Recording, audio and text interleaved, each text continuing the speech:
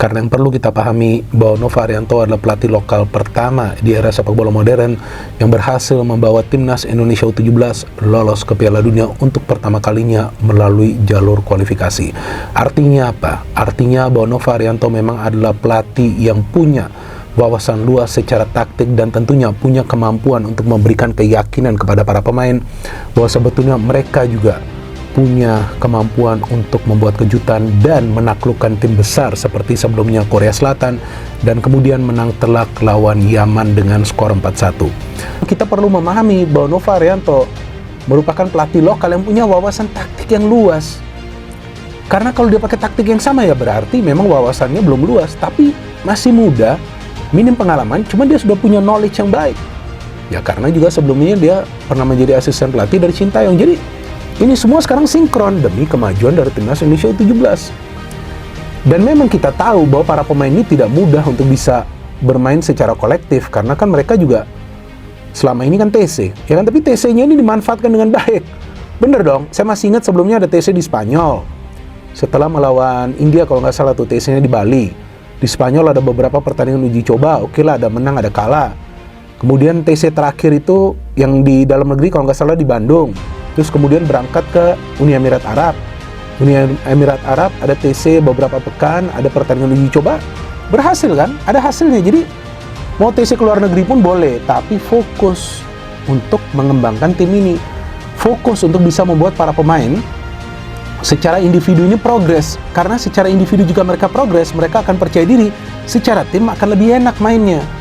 Jadi satu sama lainnya akan saling percaya. Jadi TC ini dimanfaatkan pada saat memang para pemain ini tidak bermain di kompetisi, ya kan? Jadi mereka perlu menyatu di TC ini.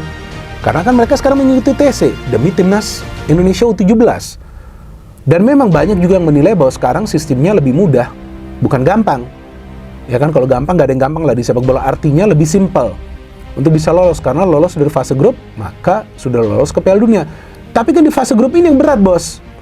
Di fase grup ini kan bukan berarti gak perlu main bola, harus bekerja keras. Jadi semuanya ini adalah butuhnya sinergi di antara para pemain dan juga jajaran pelatih untuk bisa sukses. Suksesnya apa? Yaitu mendapatkan hasil akhir yang positif. Dan timnas Indonesia U17 baru kemasukan 1 gol, itu pun dari penalti. Itu pun karena ada kesalahan dari pemain timnas Indonesia U17, Panji, yang melakukan pelanggaran. Mungkin dia tidak mengira ada pemain dari Yaman yang berada di belakangnya.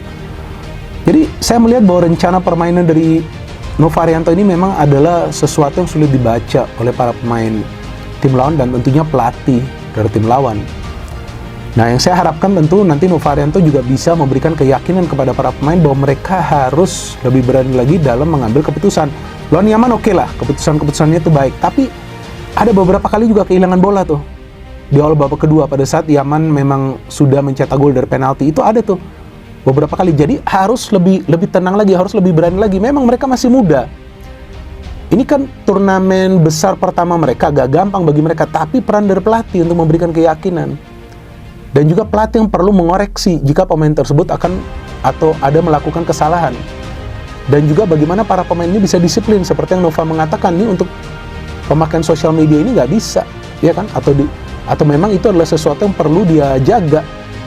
Karena jangan sampai para pemain yang masih muda ini juga merasakan star syndrome. Karena kita semua sekarang happy bahwa mereka bisa membawa timnas Indonesia U17 lolos. Tapi setelah itu kan harus ada namanya progres secara individu.